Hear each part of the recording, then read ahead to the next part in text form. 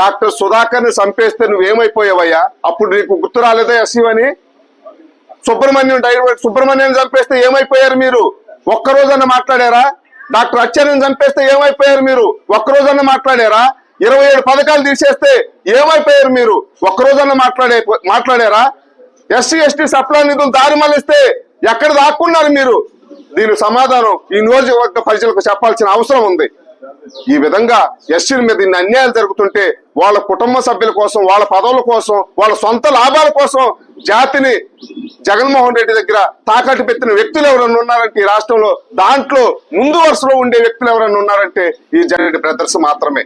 జాతి పేరు చెప్పుకొని జాతికి ఇంత అన్యాయం చెప్తుంటే ఒక్క మాట మాట్లాడుకోకుండా దళిత జాతి అయితే జగన్మోహన్ రెడ్డిని అధికారంలో తీసుకొచ్చిందో, ఏ దళిత జాతి అయితే నందిగామ నియోజకవర్గం వాళ్ళు గెలిపించిందో ఆ దళిత జాతే జగన్మోహన్ రెడ్డికి, మొండితోక బ్రదర్స్ కి సమాధానం చెప్పాలి.